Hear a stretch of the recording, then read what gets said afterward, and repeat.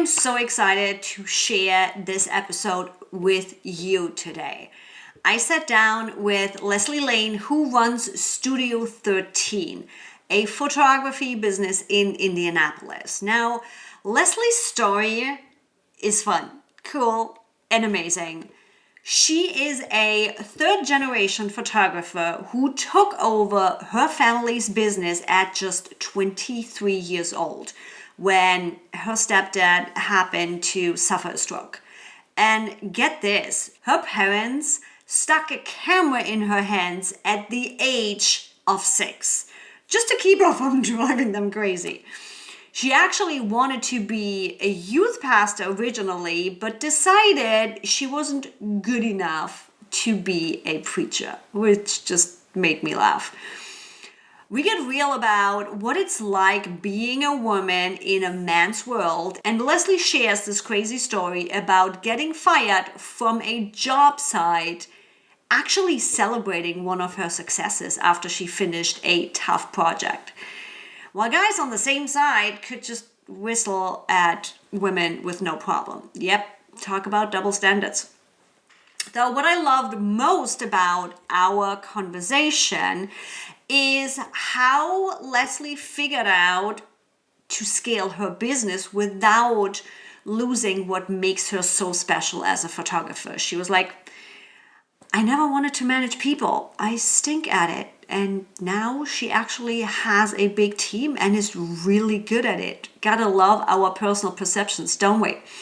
Now, setting up those systems while accepting that every photographer has their own thumbprint style was how she got to that and made it happen. So if you are trying to grow your business while keeping your standards high, or if you ever felt like the only woman in the room, this conversation is for you. Let's jump on in.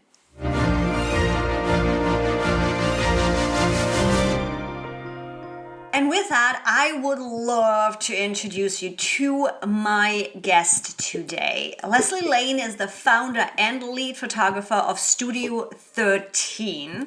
And Leslie is a third-generation photographer with deep roots in the industry, transitioning her family's legacy business into a modern, thriving corporate and commercial photography brand. As one of the few women in commercial photography in the Indianapolis area, Leslie's story is one of pioneering in both business and photography, helping companies enhance their brands through high-quality visual content.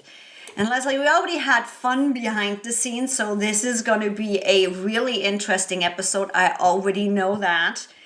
And question, my audience knows what's coming because your introduction just totally set me up for this. Did little Leslie know you are going to step into the family business and be a photographer? Or was little Leslie initially the sassy one, like, I'm not doing this, and you came back around? I'm curious. It's actually a combination of both. So my parents put a camera in my hand at 6 years old because I was driving them crazy. So like they took me all over the country taking pictures all the time. And I'm like, this is boring. And they're like, here, take a camera, leave me alone. And so I still have that first roll of film from that very first camera that I had. And I actually have pictures of my parents because what else was I going to take pictures of than my parents taking pictures? And so I did love having a camera in my hand from a very early stage. But I have to say, watching your parents work does not glamorize what running a business looks like. And the number of nights and weekends, especially that my father worked, my stepfather worked. And so I thought I was going to go to school and be a youth pastor. I thought I'd be really good working with teenage kids. And then I realized I was not nearly a good enough person to be a preacher in any capacity. And so I fell back on the family business. Oh my God. Oh, I'm cracking up over here. I'm like, yeah.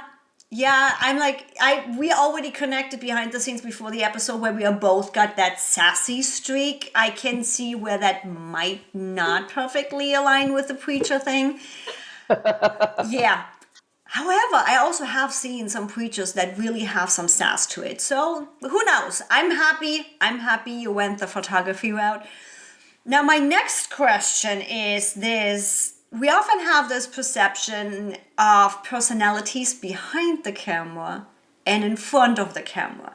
So, interestingly enough, yes, I do shoot behind the camera too. I've done a lot of that more on the video side of things. But I'm like, yeah, you know what? There's people that have a better eye for that. I actually like the limelight, being in front of the camera. Make myself a podcast host, right? Can position myself perfectly for that. What about you being so much behind the camera, making others look great? How do you feel in front of the camera? I am not a fan. I am not a fan at all. I really, even though when I go into a business, I kind of am the center of attention because everybody sees me come in and I've got equipment. I really don't like being the center of attention like that. So I do think that it gives me kind of an edge with my subjects because most people I photograph aren't comfortable in front of the camera.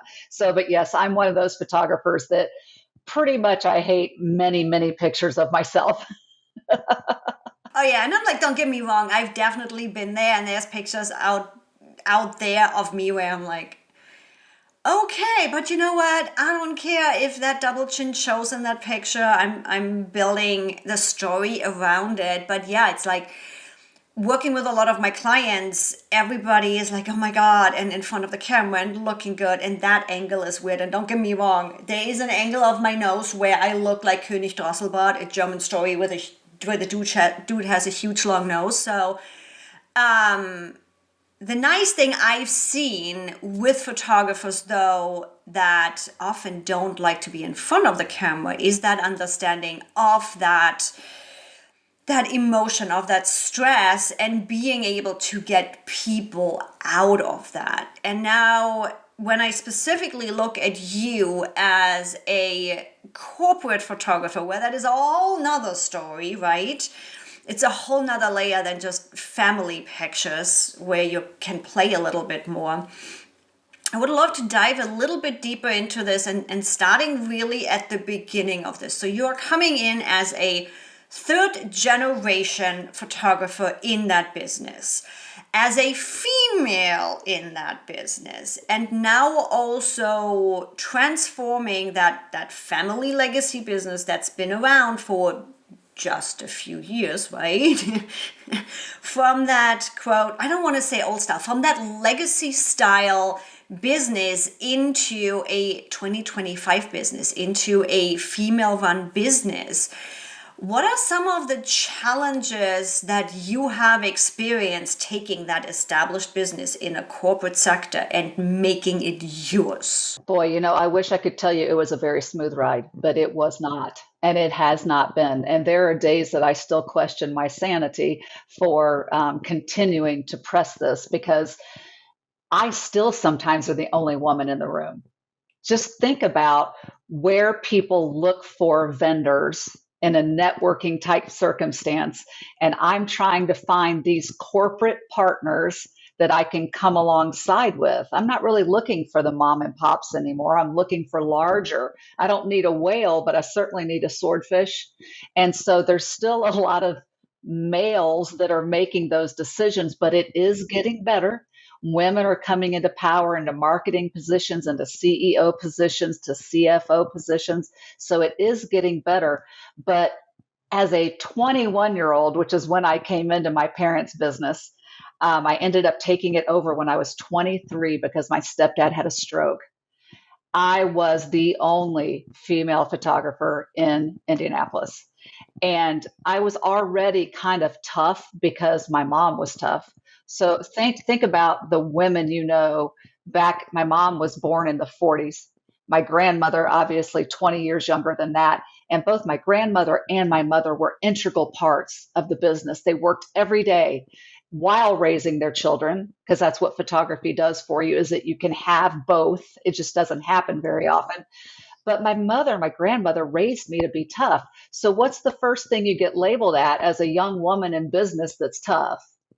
It's the B word. I don't know how explicit your podcast is, but it's the B It's word. always marked explicit. It's like anybody listening, you don't see my eyebrow go up right now because my brain went through all of the words that you pretty much get bleeped out on TV for, because I'm like, we've all experienced it, right?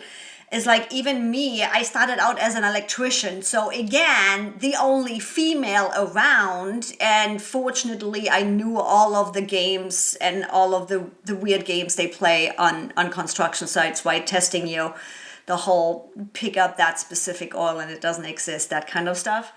But yeah, I'm like, you need to grow with thick skin. You need to speak up. You need to be assertive. And so often enough for us as women, when we own our position, we are proud of what we have accomplished, know, and do, that we have been told to just be proud and get out there, and we do it, and we get smacked over the head being called all names under the sun, because now suddenly we are doing what we are told to be doing.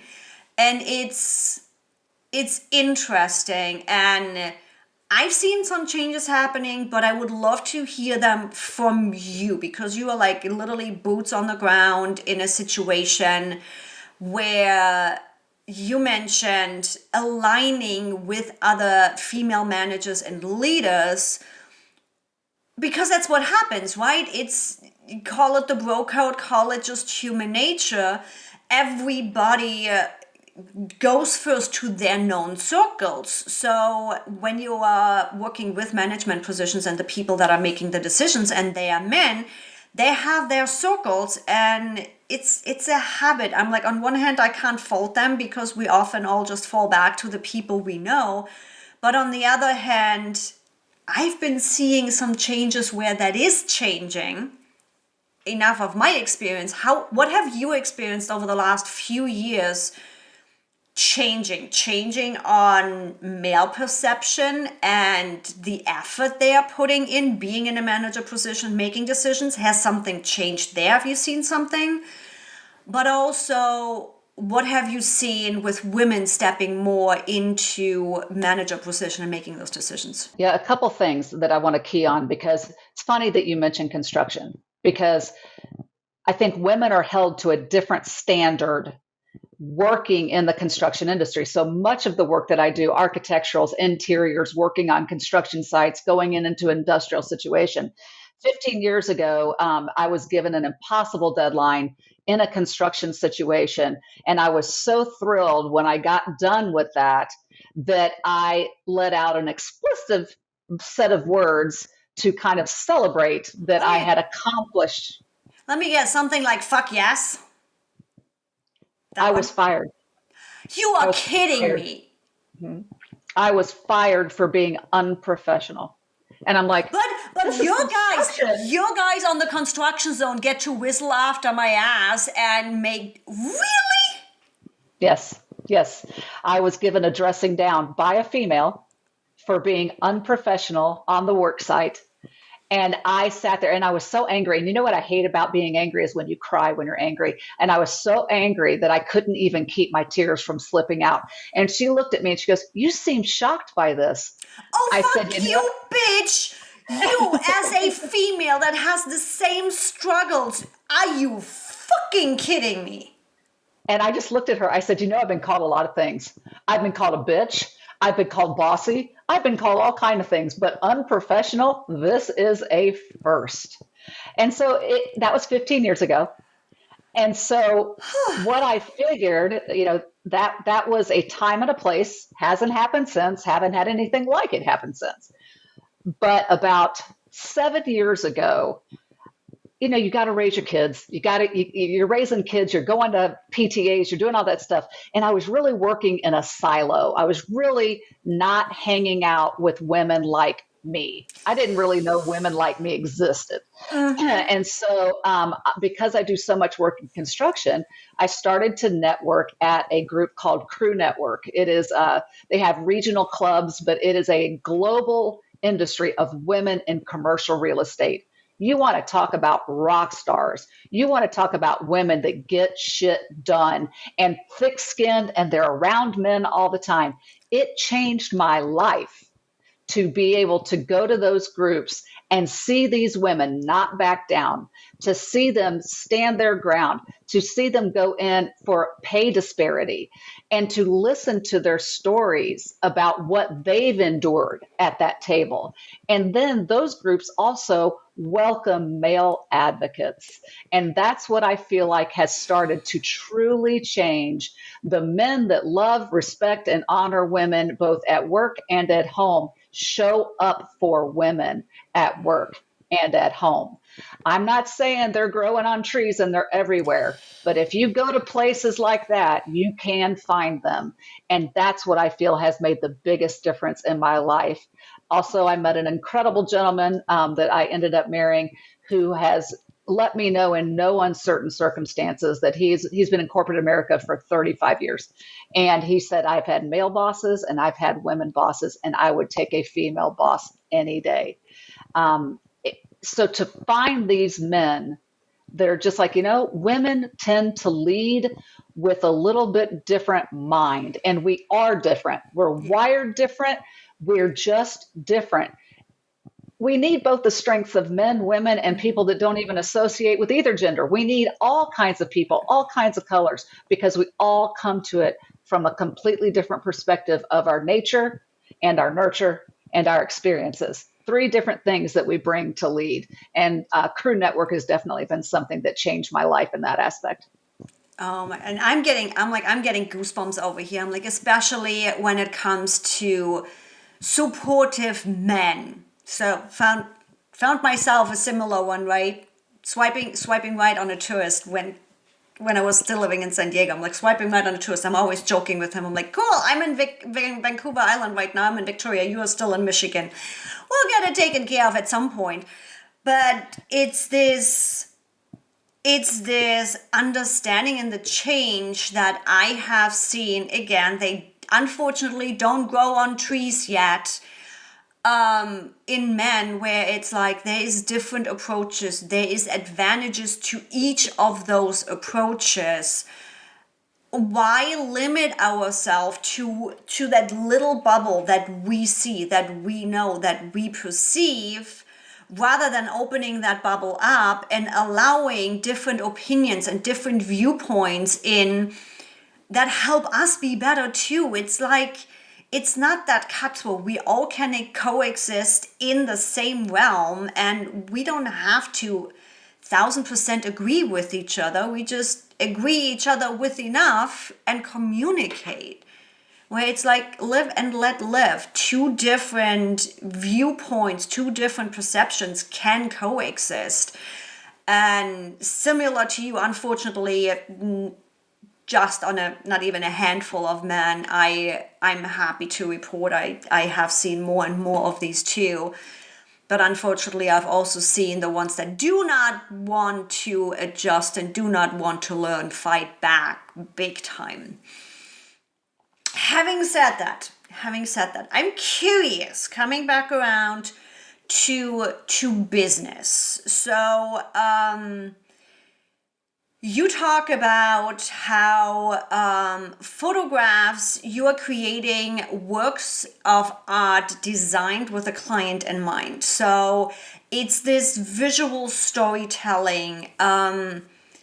With you actually working pretty much with global clients, how do you maintain that level of quality you have set for yourself while growing the business, while changing the business? How do you balance all of this out? Because I'm like, it's not like you can just take a screenshot. It's you, it's your creativity. How do you scale something like that? It has not been easy. This has been something that, as far as the scalability goes, so I had a really awful first experience as a young business person with working with people. I mean, who's going to take a 23-year-old seriously as a manager? Nor should they have taken me seriously. And so I basically took my parents' business and I said, nope, nope, nope. And I got it down to me and one other person. And so I'm like, I am never going to have more than myself because I don't want to manage people. I stink at it. I don't want to manage people. And then, of course, life laughs at you and life throws you a huge curveball. And my assistant and editor of 25, 30 years died unexpectedly. And there I was with nobody but me, and I can't do it all. And so my daughter, God love her soul, she came into the business and she said, Mom, I'll give you 2 years of my life to help you figure this out. She was out of school. She was a new mother. She didn't want to go back to work full time. And so she came in and she took all the administration off my plate. And she's like, okay, now what can we take off next? And so she kept working with me to chop, chop, chop all the things that I could not do anymore. And then I'm like, well, if you're going to chop all this stuff off my plate, certainly I can now grow my business and I can train people and I can train people to shoot like me. And so she started helping me put together standard operating procedures. This is the way we're going to dress. This is the way we're going to act. This is how we're going to talk. Here are non compete agreements. She made me a manual of every client that I have. Here's examples of what we've shot for that client. Here's how we lit for this client. Here's everything you need to know. But you know what's funny? You're right. I'm still struggling with my photographers being like me because they're not. And so I start telling my clients, even though we're going to do everything we can to have it imitate my style, it will be an imitation because every photographer is like a thumbprint. And even though we are, the kind of business you can find them around every single corner, my people that come out to work with me, we build relationships with our clients. So even though I'm the photographer, I take the same half a dozen assistants on jobs with me all the time, and they grow their relationships with my clients so that when I'm not available, I say, are you okay with photographer A taking over this job? Absolutely, Leslie. Absolutely. And I said, you understand it won't be perfect. It won't be like me. It'll be perfect for them. And so I kind of try to spin it because photography is so much about the relationship. It's so much about the client knowing we're going to be on time. We're going to be professional, no matter what that lady said. And we are going to deliver on time, invoice on time, quote on time, and you are going to be happy you chose us. And so it's a little bit more. And I think because I don't build widgets and the widget's not the same every time, people expect that there's going to be a little bit of diversity, a little bit of flow within that creativity. And I want it's completely agree. So interestingly enough, I have found my personal photographer in Sacramento when I was living there. She came to San Diego and actually drove up with me to Vancouver Island and is going to do the road trip with me from here to Wichita again too. And it's just, I love Monica to pieces. She is the run and gun, no major lighting. She is that golden hour photographer, hippie boho style. I love her to pieces and she just catches me. And it doesn't matter if it's action shots on the beach or it's the sexy one on the bed. Love her to pieces. So I completely get where you are saying it's that style. I even tried a local photographer for my business shoots and I couldn't get what I wanted because it's completely different. However, in your situation, I also see part of it as an advantage where it's like, okay, we have the base down. My team is going to be on time. You're going to get high quality delivered. We know all of that. Now, we are looking for an advertising campaign maybe. So we want a little bit more active. We want a little bit more in our sepia tones. We want to have it a little bit more fluid. I sound like a website client telling somebody to make it more pop. But you get what I'm going for. If it's more an active, more an event type thing, you might just have a photographer that is perfect for that with their own style while having the perfect base knowledge and skill and trust with the client. And then you maybe have more of a stage shooting photographer there and more of a headshot still. We really need full on corporate on that one. So I'm like, I see it kind of as an advantage of it's not just a carbon copy. They have their own personality and their own twist with it, where now not everything looks the same. You have a little bit of a different personality in the imagery. Am I wrong with that? Yes. Oh, no, you are not wrong at all because I don't shoot events. I hate events. I'm bad at events. I get bored to tears and lose interest. Like that's how bad I am. I don't do video. I don't do drone. Well, I have people that do that all day long. In fact, I have three different event shooters, each one of them having a different style and different things that they're successful at. What it allows me to do is to not only, you know, take on this work that up until 3 years ago I wasn't, but also it allows me to say, okay, I had an ad last week, and if it's an ad, I'm going to do it. That's something that I need to be involved with the art directors. I need to be involved with the creative process. Well, guess what happened? Like what always happens, somebody else wanted the same day. And so I've got people that I can take and they can do that job. We don't miss the work just because I'm doing something that requires my gifts and talents. There might be something else that's not quite as difficult or doesn't require the same, hand holding that certain clients require, or maybe you've got both a ad agency and a client that are both there art directing, and you don't want to put a photographer in that position that's just not comfortable in it. Sometimes the younger photographers just carrying on a conversation is harder than it used to be, and so you just put the right photographer with the right client with the right kind of work so that we can handle it all and our clients don't have to go looking for another photographer, because vetting that out is so difficult. It really is. Especially when you don't have time. It's like, oh yeah, marketing is wanting to do this. It happens in a week. We need it now. I'm like, yes, corporate is usually a little bit better planned than small businesses, but it still happens, right? Where it's like, oh yeah, this fell through the cracks. We need you tomorrow. But I love how you and your business are the perfect example of replicating yourself and scaling your business doesn't have to be, and I don't think should be, a full-on carbon copy. It's set the boundaries, set the standards, and then there's room to play. You know exactly what needs to be taken care of, how it needs to be taken care of.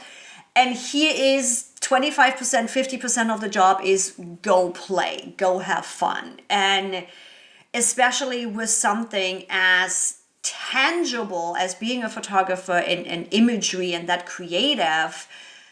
Thank you. Thank you for bringing me the perfect story of, guys, when you are scaling, it doesn't mean everything has to be exactly. You don't have to micromanage. You don't have to be this. It has to be exactly like this. Well, and I 80% of think you is enough. that is such a good reminder because we've just had a lot of work coming in lately. And being that I am OCD, my mother says that I'm a little bit of a control freak. I can tell you that it crossed my mind many times over the last few weeks. Well, that wasn't close enough. So I think you've just given me a good reminder that especially because we send a survey and we ask our clients, how did it go? What did you think? Did they do everything they're supposed to do? And my clients are thrilled. And I'm sitting behind the computer going, well, they could have done this differently and they could have done that differently. So it's a really good reminder that it doesn't, you're exactly right. It does not have to be a carbon copy, that people are buying the consistency and the relationship more than they're buying somebody that's a Leslie clone. And I think Good it's like reminder. same here. It's like I used to waste so much time on this specific little thing, and I wanted to have it the exact spot and right there. And I'm like, I am detail oriented. I am specific. And yes, I even goddamn travel with my own coffee maker, mug, and spoon because I'm so specific in how I want things. And the thing that I keep telling myself to step away from it is my 80% is somebody else's 120%. Wow. Yes, that's very powerful. It's fine. Nobody sees the details as much as we do. And I'm like, my 80% is somebody else's 120%. Just take a breather, It's fine. I'm the only one who sees this. As long as the client is happy and everything worked out how they expected, my ego doesn't matter. And that's where I have been able to work with the same kind of, we are detail oriented, right? You're showcasing people's personality. You are making sure they show up in imagery how they want to show up. You are telling their story. Sure thing, you are paying attention to the details.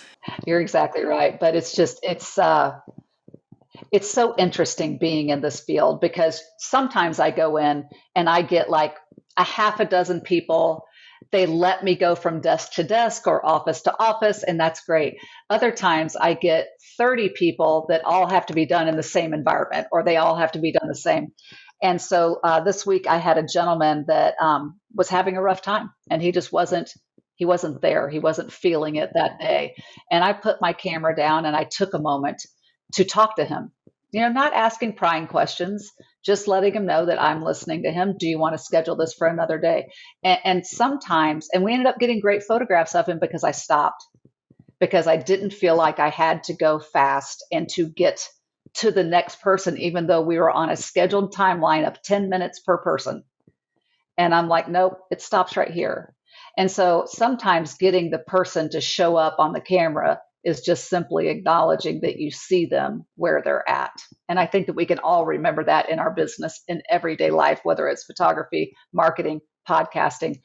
Where are you today? Are you okay? Because I think a lot of people aren't okay right now. I felt that one.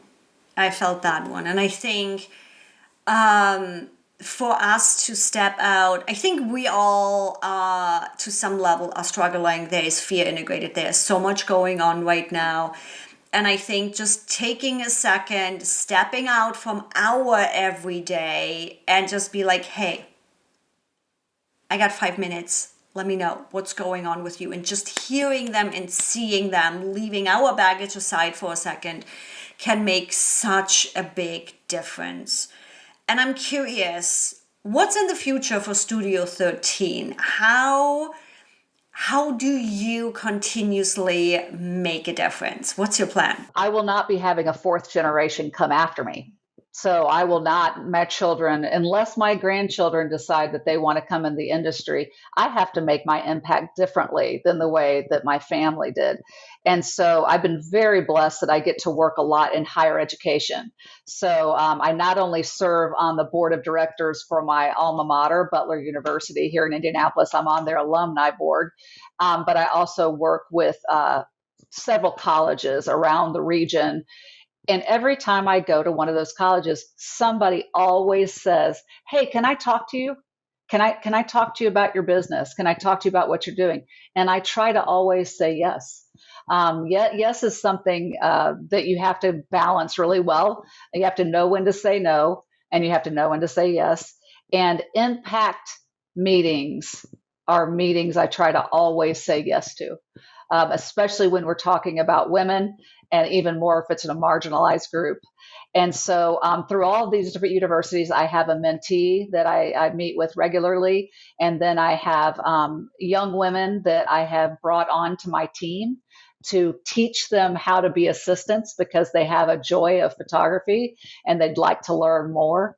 So, I say my legacy is hopefully going to be impact, whether that's my word for me, whether it's through my business and the people that I meet, clients, or whether it's with my children, my grandchildren. But everything I do behind the camera, when I'm away from the camera, it's so that when I close my eyes at night, I know that I've made a difference in somebody's life, even if it's small, even if it's very, very small, and they don't even remember my name when it's over. If they can go home and say, she was really nice to me today, I feel like that's impactful. Yeah, this is a goosebump episode again. It's like I completely identify with that. It's sometimes on bad days I'm wondering, I'm like, what am I actually doing here? I don't have kids. Build the business, grow the business, what's happening? I'm like, yes, death is always on the front doorstep. For me, it's always in the back of my mind, having lost my husband to cancer, where it's like, what am I doing here? So hearing you, how impact is going to be your legacy, I'm like, yeah, I can identify with that. What are we building here? And that has been our journey, my journey, as well as including my team this year of how can we make this impact. And one of the reasons why the podcast is what the podcast is now, and focusing on women and giving everybody the platform. So yeah, I when we already chatted before the episode, I knew this was going to be a good one. Maybe in my travels, I make myself find my way to Indianapolis at some point, because man, you are on my list of wanting to meet in person at some point. Well, I travel a lot too, so if I go west, I'll let you know. We'll meet West and up. I'm north. like, I'm Vancouver Island right now, gonna find my way to Wichita, probably at some point Austin in between. So we'll stay in contact and see if we can make this happen. Leslie, for everybody else is like, goddamn, I love her as much as Evie loves her. I want to follow her. I want to figure out what she's doing. Where can people find you? Sure. My website is studio13online.com. You can see my work. You can see we've got tons of educational pages to learn more about photography, to learn more about marketing. It's not just about my photography, but of course, the images are incredible. You can also find me on Instagram, Studio13Indie. You can find me on LinkedIn, Leslie Lane, and Studio 13. And, if anybody out there, if you want to talk photography, if you want to talk about how to run a business like photography, I'm happy to chat. It's been a great ride, and I am so grateful that I've had this opportunity to share it with you. And it's been a great time. Thanks so much for being on. And again, you guys know what comes. All of the links are going to be in the description easily for you to just click on. Leslie, thank you so much for joining me today. And everybody, if you haven't subscribed yet, go hit that button, because I got a lot more amazing women like Leslie come on pretty soon. So you don't want to miss out on that. Leslie, thank you so much. And everybody else, see you soon. Bye. Thank you.